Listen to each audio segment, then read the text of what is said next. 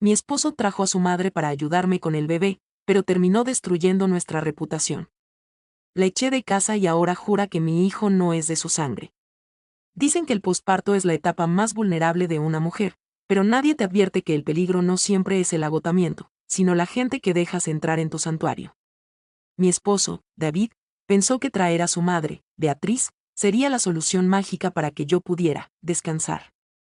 Lo que siguió fue una pesadilla de 3 meses donde me convertí en la sirvienta de mi propia suegra mientras ella veía telenovelas con mi bebé en brazos, ignorando sus llantos. Cuando finalmente recuperé mi voz y la puse en la calle, ella no se fue en silencio. Inició una campaña de difamación tan retorcida que ha puesto a toda la ciudad en mi contra. Según ella, mi vecino no solo es mi amante, sino el verdadero padre de mi hijo. He pasado de ser la madre primeriza cansada a la adúltera del vecindario en menos de una semana. Esta es la historia de cómo un intento de ayuda se convirtió en una guerra por mi dignidad y la identidad de mi bebé. Antes de comenzar este relato, queremos agradecer de corazón a todas aquellas personas que se suscribieron a este humilde canal. También quisiéramos saber desde dónde nos estás viendo el día de hoy, y qué estás haciendo mientras escuchas esta historia. Si te gustan este tipo de videos, no olvides suscribirte a este canal si aún no lo hiciste, darle manita arriba y activar las notificaciones para que YouTube te avise cada vez que subimos un video nuevo. Mi nombre es Elena y hace 4 meses di a luz a mi primer hijo, Leo. Como cualquier madre primeriza sabrá, los primeros días son un torbellino de hormonas, falta de sueño y una sensación constante de no saber qué estás haciendo. David, mi esposo, es un hombre maravilloso, pero su trabajo como ingeniero civil lo obliga a estar fuera de casa 10 horas al día.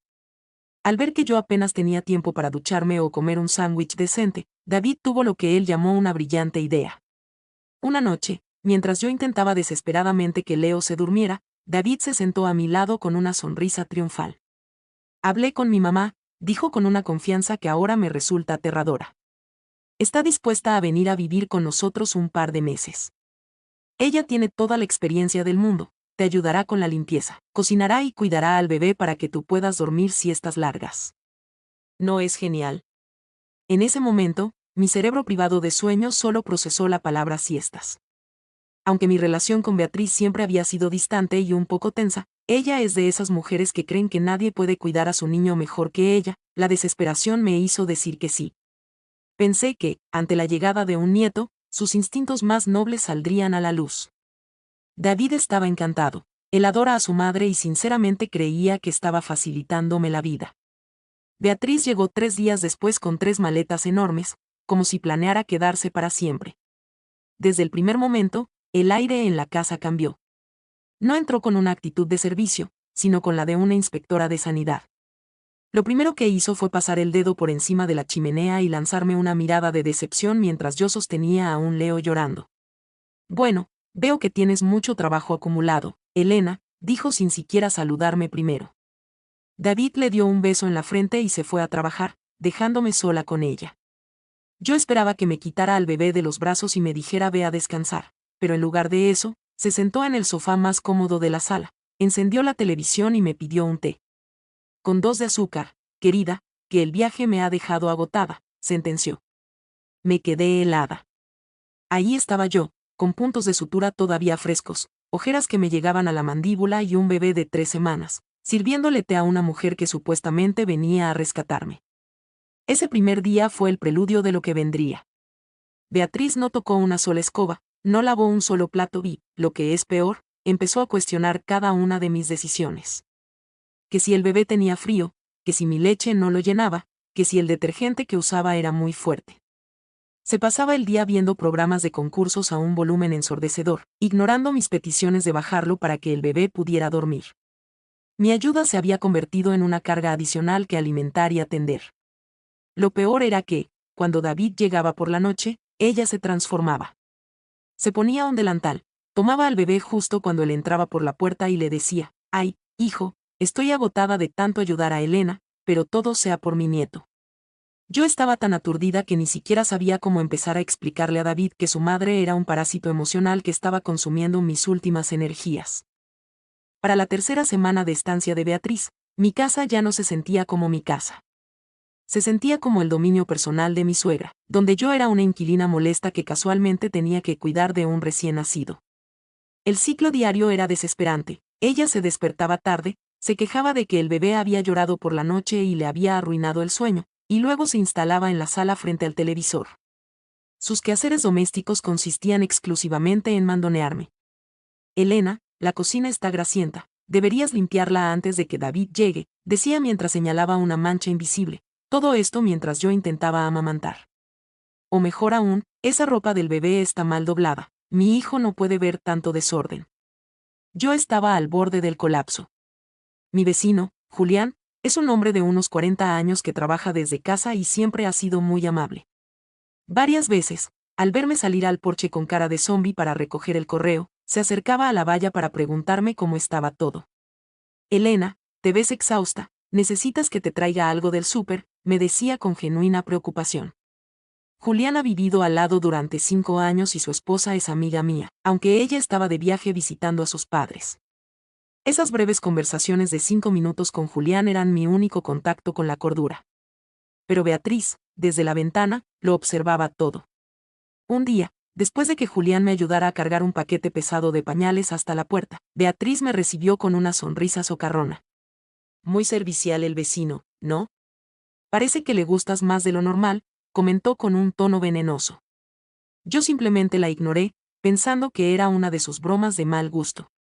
Lo que más me dolía era la actitud de David.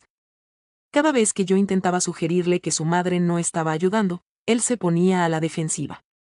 Elena, ten paciencia, es una mujer mayor y está haciendo un esfuerzo por estar aquí. Además, me dijo que hoy limpió toda la sala. Yo miraba la sala, que yo misma había limpiado a las 3 de la mañana mientras el bebé dormía, y sentía que me estallaba la cabeza. Beatriz le mentía descaradamente y él, por el amor ciego que le tiene, le creía todo. Ella jugaba el papel de la mártir perfecta frente a él, quejándose de dolores de espalda falsos producidos por tanto trabajo doméstico. Mientras tanto, a solas conmigo, era una tirana. Se negaba a cambiar un pañal porque le daba asco y me obligaba a cocinarle platos específicos porque su dieta era delicada. Yo estaba cocinando para 4 personas, ella comía por 2, lavando ropa, cuidando a un bebé y tratando de mantener la calma, mientras ella se reía de las tonterías que pasaban en la tele. Un viernes, Leo tuvo un ataque de cólicos horrible. Lloró durante 4 horas seguidas. Yo estaba llorando con él, desesperada. Beatriz entró en la habitación, no para ayudar, sino para decirme que mi llanto ponía nervioso al bebé y que era una madre inútil por no saber calmarlo. En mis tiempos, a los niños se les educaba mejor desde la cuna, tú lo tienes consentido, dijo con desprecio antes de volver a su telenovela. Ese fue el momento en que algo dentro de mi paciencia se quebró definitivamente. Me di cuenta de que ella no estaba allí para apoyar, sino para observar mi caída y sentirse superior. La ayuda de David se había convertido en una forma refinada de tortura psicológica. No sabía cuánto tiempo más podría aguantar sin explotar, pero sabía que la presencia de Beatriz estaba envenenando el ambiente de paz que mi hijo necesitaba. Estaba sola en mi propia casa, rodeada de una familia que no veía mi agotamiento. El estallido final ocurrió un martes lluvioso. David había tenido que viajar a otra ciudad por una inspección de obra y no regresaría hasta la noche siguiente. Yo tenía fiebre, probablemente una mastitis comenzando, y me sentía fatal. Leo también estaba inquieto. Le pedí a Beatriz, por favor, que vigilara al bebé mientras yo me tomaba una ducha de 10 minutos para intentar bajarme la temperatura. Ella suspiró, puso los ojos en blanco y aceptó de mala gana, sin despegar la vista de su programa de cocina. Cuando salí del baño, escuché a Leo llorando desesperadamente desde su cuna. Beatriz ni siquiera se había levantado del sofá. Estaba subiéndole el volumen a la televisión para no escuchar el llanto del niño. Entré en la sala, temblando de frío y rabia. Beatriz. Te pedí que lo cuidaras. ¿Por qué no fuiste a verlo?, grité. Ella se giró lentamente, con una calma que me dio escalofríos. Ay, Elena, no seas dramática. Los niños tienen que llorar para expandir los pulmones. Además, estaba en la mejor parte del programa. No puedes pretender que yo sea tu esclava. Esas palabras fueron la gota que colmó el vaso. ¿Esclava? Tú, le dije con una voz que no reconocí. No has lavado un plato en un mes. No has cambiado un pañal. Te pasas el día comiendo mi comida y viendo mi televisión mientras me tratas como si fuera tu sirvienta. Se acabó. Te quiero fuera de mi casa ahora mismo. Beatriz se levantó, indignada. No puedes echarme. Esta es la casa de mi hijo. Y es mi casa también, y no voy a permitir que descuides a mi hijo por ver televisión. Empaca tus cosas, Beatriz. Llamaré a un taxi. Ella empezó a gritar, llamándome malagradecida, histérica y loca. Dijo que David nunca me perdonaría por tratar así a su madre.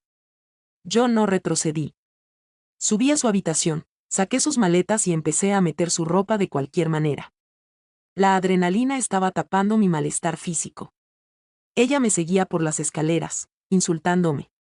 Julián, mi vecino, escuchó los gritos desde el jardín y se acercó a la puerta.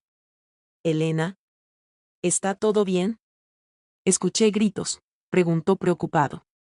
Beatriz, al verlo, cambió su expresión a una de pura malicia. Ah, claro. Aquí viene el amante al rescate. Por eso me echas, ¿verdad?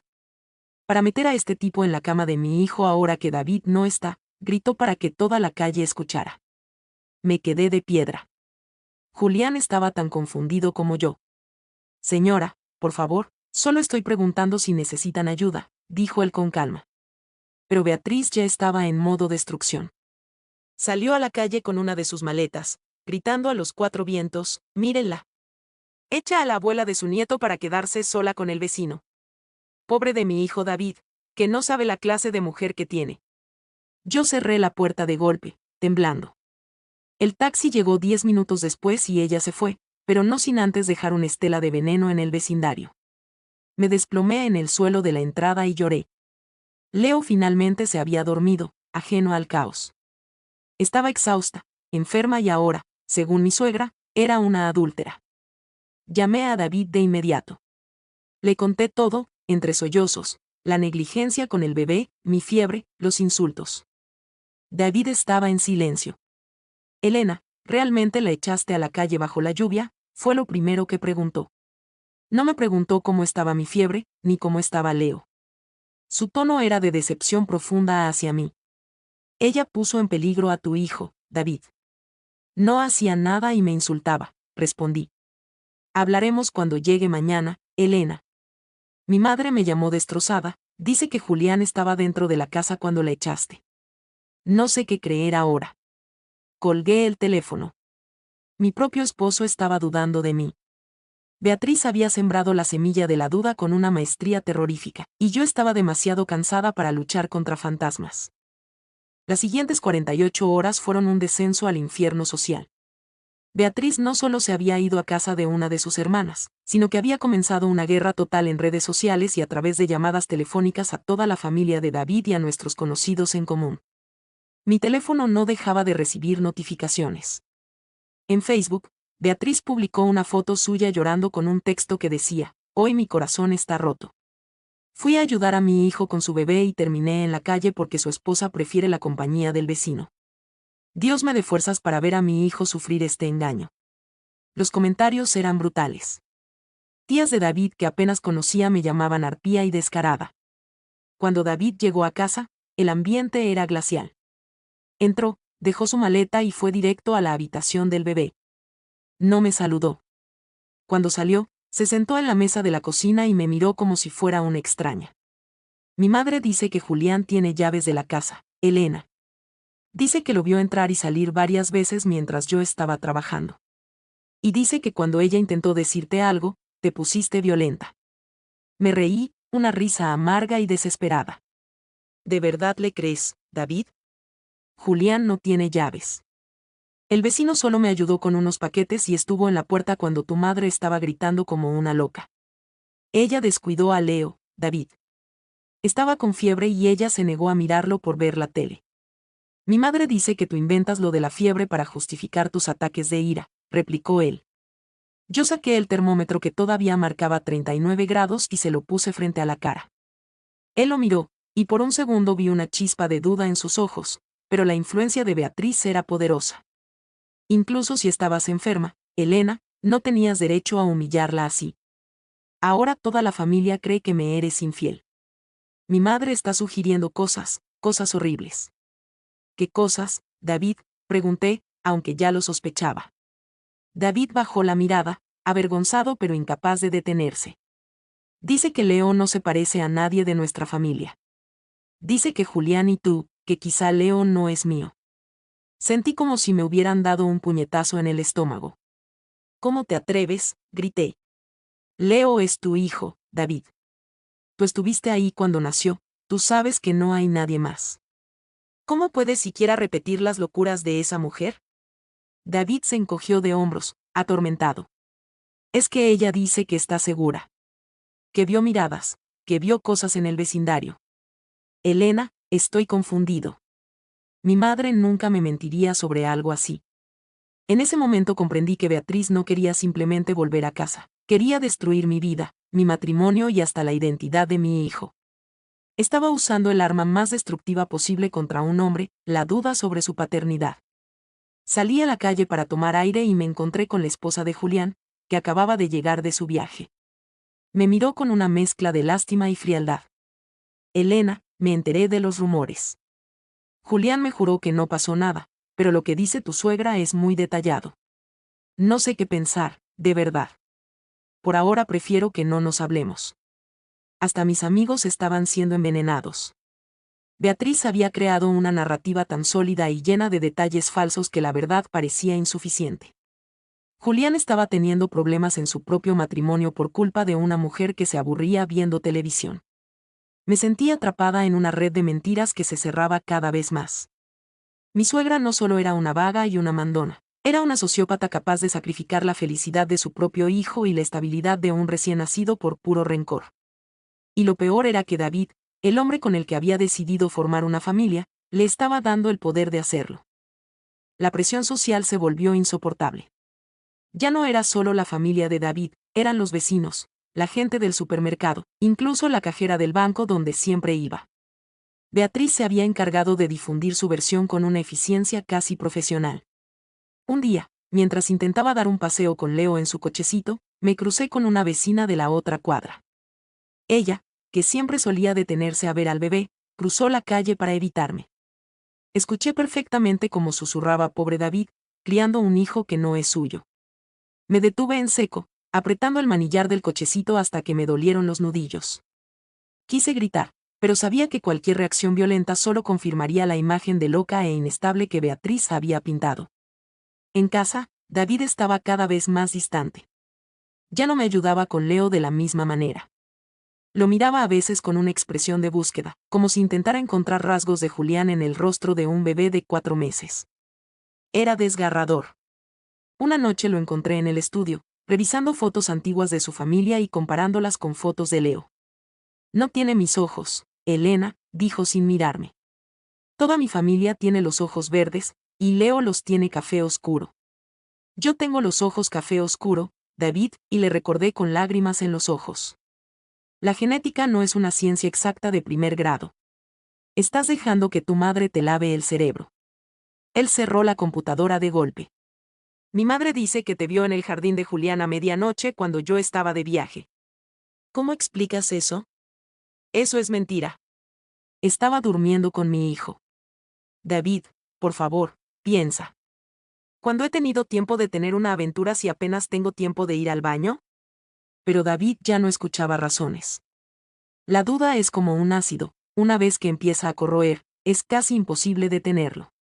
Recibí una carta notarial 2 días después. No era de divorcio, todavía, sino una citación de mediación familiar solicitada por Beatriz. Quería derechos de visita y exigía que se aclarara la situación del niño por el bien de la familia. Beatriz estaba jugando sus cartas con maestría. Se presentaba ante el mundo como la abuela preocupada que solo quería la verdad. En el grupo de WhatsApp de la familia, que yo todavía no había abandonado, ella escribió: solo pido una prueba de ADN para estar tranquila. Si Elena no tiene nada que ocultar, ¿por qué se niega? Solo queremos saber si el pequeño Leo es realmente un integrante de nuestra estirpe. Los comentarios de apoyo hacia ella llovían. Qué valiente eres, Beatriz, la verdad siempre sale a la luz. Yo estaba temblando de rabia. Una prueba de ADN no era el problema, El problema era la humillación de tener que demostrar algo que debería ser sagrado. Julián, mi vecino, intentó hablar con David para aclarar las cosas, pero David casi se va a los puños con él en la acera. Tuve que salir yo a separarlos mientras los vecinos grababan con sus teléfonos. Beatriz lo había logrado. Había convertido un hogar tranquilo en un circo mediático local. Lo que ella no sabía era que yo también estaba empezando a recolectar mis propias pruebas. No de mi fidelidad, porque eso es absurdo, sino de sus mentiras. Recordé que tenemos una cámara de seguridad en el timbre que David rara vez revisa porque las notificaciones le llegan a mi celular antiguo que ahora usa Beatriz, o eso pensaba yo. Pero las grabaciones se guardan en la nube, y yo todavía tenía el acceso. Me senté esa noche, con el corazón en un puño, a revisar las grabaciones de los 3 meses que ella estuvo aquí. Si Beatriz decía que Julián entraba a la casa, la cámara tendría que haberlo captado. Y si ella decía que yo salía a medianoche, también. Busqué y busqué, hora tras hora de grabaciones aburridas de repartidores y gatos callejeros. Lo que encontré fue mucho mejor de lo que esperaba. No solo no había rastro de Julián entrando a la casa, sino que había grabaciones de Beatriz hablando por teléfono en el porche, jactándose con sus amigas de cómo me tenía esclavizada y de cómo planeaba darme una lección para que David volviera a depender de ella. Con las grabaciones de la cámara de seguridad en mi poder, sentí que finalmente tenía un escudo contra las flechas envenenadas de Beatriz. Pasé toda la noche descargando clips de video. Había uno particularmente revelador de hace 2 meses. En él, Beatriz estaba sentada en el columpio del porche, hablando por teléfono con su hermana. Sí, ya la tengo harta, decía entre risas. David cree que hago todo en la casa, el pobre es tan tonto. Ella está a punto de explotar, y cuando lo haga, le diré a David que me trató como a un perro. Quiero que la deje, así podré mudarme con él y que me cuiden como merezco. Ese vecino es perfecto para el plan, siempre la mira con lástima. Solo necesito inventar un par de historias. Se me revolvió el estómago. Escuchar su voz admitiendo que David era tonto y que yo era su objetivo de destrucción fue doloroso pero extrañamente satisfactorio. Tenía la confesión de su plan malévolo. También encontré grabaciones de los días que David estuvo de viaje. Las cámaras mostraban a Julián acercándose a la puerta solo para dejar bolsas de comida o paquetes, nunca entrando, y siempre quedándose en el escalón exterior mientras yo le hablaba desde adentro con el bebé en brazos. No había visitas a medianoche, no había miradas lascivas. Solo había un buen vecino tratando de ayudar a una madre agotada. A la mañana siguiente, David estaba en la cocina, evitando mi mirada como de costumbre. Estaba preparándose para ir a trabajar, pero su expresión era de profunda tristeza. Me acerqué a él y puse mi tableta sobre la mesa. David, antes de que te vayas y antes de que hablemos de pruebas de ADN o abogados, necesito que veas esto. No es mi palabra contra la de tu madre. Son sus propias palabras. Él suspiró, cansado. Elena, no quiero más peleas. Solo mira el video, David. 3 minutos. Es todo lo que te pido. Él se sentó y le dio al play. Vi cómo su rostro pasaba del cansancio a la confusión, y luego a una palidez mortal. Escuchó a su madre llamarlo tonto. Le escuchó planear cómo destruir nuestro matrimonio para que ella pudiera ser el centro de atención. Vio las grabaciones de ella ignorando a Leo mientras lloraba en el cochecito en el porche, mientras ella hablaba por teléfono sobre sus programas favoritos. Vi cómo David se tapaba la boca con la mano, con los ojos llenos de lágrimas. El velo que Beatriz había puesto sobre sus ojos se estaba desgarrando de la manera más brutal posible. No dijo nada durante un largo rato después de que el video terminó. El silencio en la cocina era espeso. Ella me mintió, susurró finalmente. Me mintió sobre todo. Me dijo que te amaba y que solo quería ayudarnos. No, David, le dije suavemente. Ella quería controlarte. Ella nunca aceptó que formaras tu propia familia, y yo era el obstáculo. Leo es el obstáculo. Ella estaba dispuesta a manchar la reputación de su nieto solo para ganar una pelea. David se levantó, temblando. Tengo que llamarla. Tengo que. Dios mío, Elena, lo que le dije a Julián, lo que te dije a ti sobre la paternidad. Se derrumbó en la silla, llorando con un desconsuelo que nunca le había visto. Soy un idiota. Fui el tonto que ella dijo que era. Lo abracé. A pesar de todo el dolor que me había causado, sabía que él también era una víctima de la manipulación profesional de Beatriz. No eres un idiota, David. Eres su hijo y querías creer en ella. Pero ahora sabemos la verdad. No es suficiente con saberla nosotros, dijo él, secándose las lágrimas con rabia. Ella ha destruido tu nombre en el vecindario y en la familia. Mañana es la mediación que ella pidió. Ella espera que yo llegue ahí para apoyarla en su demanda de ADN y visitas.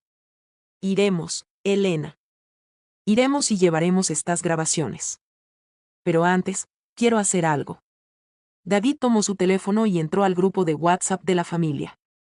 Escribió, mañana todos sabrán la verdad. Mi madre tiene mucho que explicar. Beatriz respondió casi de inmediato con emojis de corazones y solo busco la paz, hijo. Si ella supiera lo que le esperaba, no estaría tan tranquila. El despistado y su esposa estaban listos para la batalla final. El centro de mediación familiar estaba lleno de una tensión que se podía cortar con un cuchillo. Beatriz llegó primero, acompañada por su hermana, la misma con la que hablaba en los videos, y un abogado que parecía más un tiburón de las relaciones públicas que un jurista. Lucía un vestido negro modesto y un pañuelo, como si estuviera de luto por la perdida virtud de su nuera. Cuando David y yo entramos, ella intentó correr hacia él con los brazos abiertos, fingiendo sollozar. ¡Ay, hijo mío! ¡Qué bueno que estás aquí! Vamos a solucionar esta tragedia juntos. David se apartó con una frialdad que la dejó congelada en medio del pasillo. Siéntate, mamá, fue todo lo que dijo él.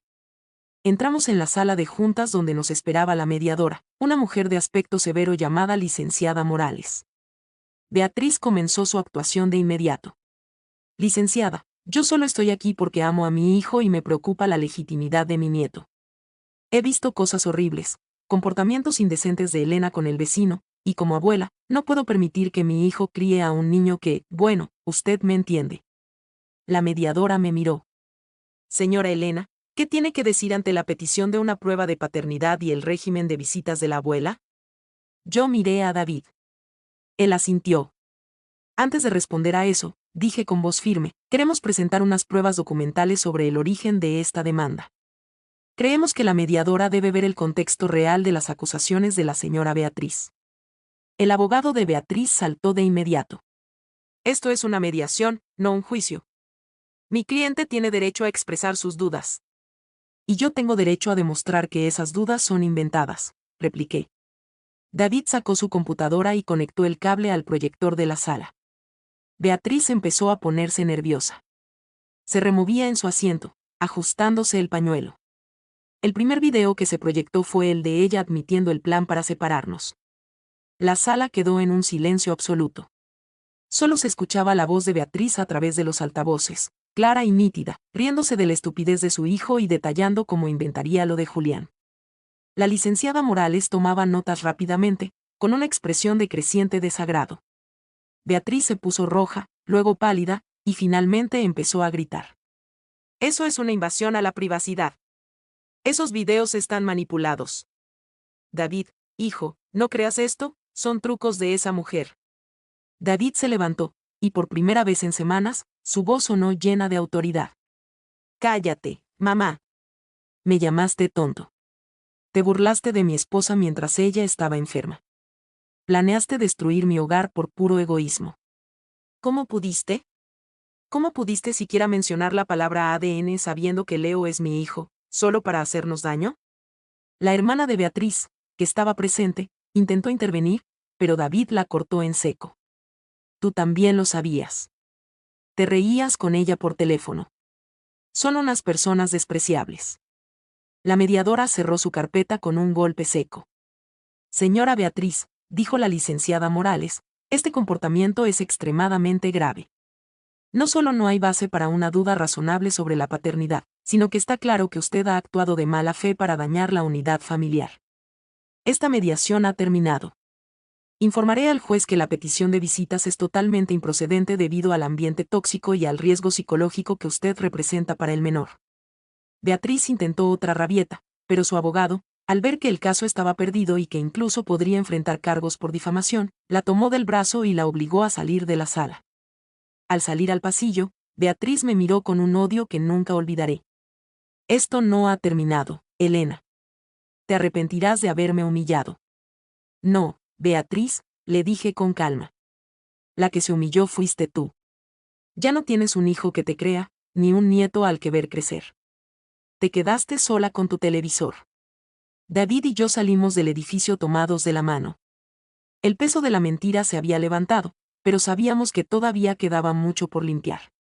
El daño en el vecindario y en la familia extendida seguía ahí, y David estaba decidido a que el mundo supiera la verdad tan públicamente como ella había difundido sus mentiras.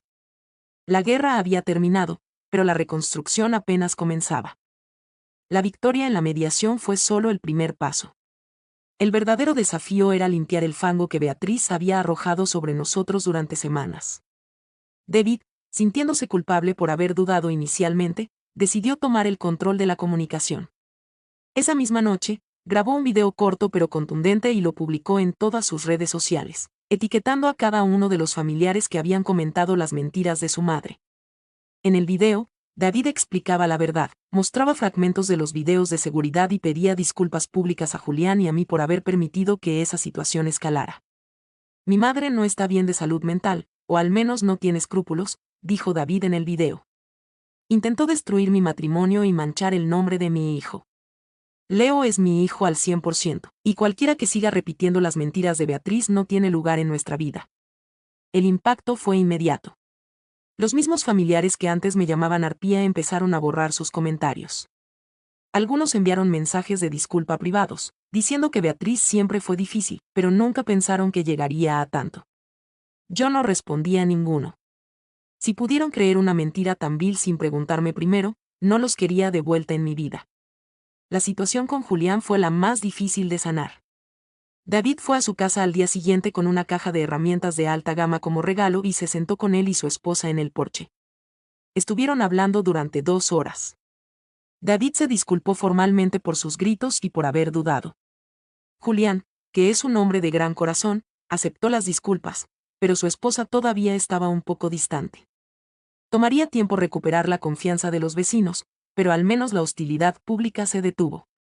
Ya nadie cruzaba la calle para evitarme. Ahora algunos incluso me traían galletas como una forma silenciosa de pedir perdón por haberme juzgado. Beatriz intentó un último movimiento desesperado, llamó a David llorando, fingiendo un ataque al corazón. Pero David, que ya conocía sus trucos, le dijo que llamara a una ambulancia y que no lo molestara a menos que realmente estuviera en el hospital. Por supuesto, no hubo tal ataque. Ella simplemente no podía soportar que la atención ya no estuviera sobre ella. David cambió las cerraduras de la casa, instaló más cámaras y le envió una carta a través de su abogado prohibiéndole acercarse a nuestra propiedad. Fue un golpe duro para él, tener que tratar a su madre como a una criminal, pero sabía que era la única forma de protegernos. En casa, nuestra relación empezó a sanar. Leo, ajeno a todo, seguía creciendo y sonriendo.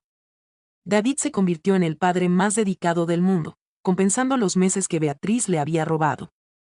Empezamos a ir a terapia de pareja para trabajar en la comunicación y en cómo establecer límites con su familia en el futuro. Me di cuenta de que David había madurado mucho, el niño de mamá había muerto para dar paso a un esposo y padre protector. Todavía me dolía recordar sus dudas iniciales, pero la terapia nos estaba ayudando a procesar ese dolor. Una tarde, mientras estábamos en el jardín con Leo, David me tomó la mano. Elena, perdóname por traerte esa pesadilla a casa. Pensé que te estaba ayudando y casi pierdo lo que más amo. Lo importante es que despertaste, David. Beatriz pensó que éramos débiles, pero esta prueba nos hizo más fuertes. Por primera vez en meses, sentí que el aire en nuestra casa era puro. Ya no había ruidos de televisión a todo volumen, ni mandoneos, ni veneno susurrado en los oídos. Éramos solo nosotros 3. Habíamos ganado nuestra paz, y esta vez, nos aseguraríamos de que nadie, ni siquiera con la excusa de la familia, volviera a ponerla en peligro. El capítulo de Beatriz se había cerrado para siempre, dejando una lección que nunca olvidaríamos. El respeto y la confianza se defienden todos los días. Ha pasado 1 año desde que Beatriz fue expulsada de nuestra vida. Leo ya camina y sus ojos, aunque siguen siendo café oscuro como los míos, tienen la forma exacta de los ojos de David. No hizo falta ninguna prueba de ADN, cada gesto de Leo, Su forma de reír y hasta su manera de dormir son un calco de su padre. David lo mira con una adoración que a veces me hace llorar de felicidad. El vínculo que Beatriz intentó romper es hoy más sólido que nunca. David se ha convertido en un experto en poner límites, no solo con su madre, a quien no ha vuelto a ver, sino con cualquier persona que intente interferir en nuestro núcleo. Beatriz se mudó a otra ciudad con su hermana. Por lo que sabemos, siguen peleando entre ellas y ella se queja con cualquiera que le escuche de que su hijo es un malagradecido influenciado por una mala mujer. Ya no nos importa. Sus palabras ya no tienen poder sobre nosotros. Son solo el ruido de fondo de una mujer amargada que eligió el rencor sobre el amor de su nieto. David a veces se siente triste por no tener una madre normal, pero ha encontrado consuelo en la familia de Julián. Sí, finalmente nos convertimos en grandes amigos de nuestros vecinos. Sus hijos juegan con Leo y a menudo cenamos juntos los fines de semana. Julián y su esposa han sido una bendición. Ellos nos enseñaron lo que realmente significa la ayuda vecinal. La esposa de Julián incluso me ayudó a organizar el primer cumpleaños de Leo, una fiesta llena de alegría donde solo invitamos a personas que realmente nos amaban y nos habían apoyado durante la crisis. Fue un evento pequeño, pero cargado de un significado profundo. Celebramos no solo el año de vida de Leo, sino el primer año de nuestra verdadera independencia familiar. En el lugar donde Beatriz se sentaba a ver televisión, ahora hay un rincón de juegos para Leo lleno de libros y colores. Aprendí mucho sobre mi propia fuerza durante este proceso. Descubrí que puedo ser paciente, pero que mi paciencia tiene un límite sagrado, la seguridad y la paz de mi hijo. Aprendí que no tengo que pedir perdón por echar de mi vida a personas tóxicas, aunque lleven mi misma sangre o la de mi esposo. La maternidad me dio una voz que antes no tenía, y esa voz fue la que salvó a mi familia. David y yo seguimos en terapia de vez en cuando, más como un chequeo preventivo que por crisis, y nos ha servido para ser mejores compañeros cada día. Hoy, mientras veo a David jugar con Leo en el jardín, me doy cuenta de que la brillante idea de David de traer a su madre fue, irónicamente, lo mejor que nos pudo pasar. No porque ella ayudara, que no lo hizo, sino porque nos obligó a enfrentar las grietas que había en nuestra relación y a cerrarlas para siempre. Nos obligó a elegir quienes queríamos ser como padres y como pareja. La tormenta que Beatriz desató se llevó lo que era falso y dejó lo que era real. Y lo que quedó es algo hermoso, fuerte y a prueba de cualquier rumor. Mi consejo para cualquier persona que esté pasando por una situación similar es simple: confía en tu instinto. Si alguien entra en tu hogar y sientes que la paz escapa, no esperes a que sea tarde. Tu hogar es tu santuario y tienes el derecho absoluto de protegerlo. No permitas que el concepto de familia se use como un arma para manipularte. La verdadera familia es la que te apoya, la que te respeta y la que te ayuda a crecer, no la que te observa para criticarte. Mi nombre es Elena, soy madre, soy esposa y soy, sobre todo, una mujer libre. Y esa libertad es el mejor regalo que le puedo dejar a mi hijo para que él también crezca sabiendo que nadie tiene el derecho de apagar su luz.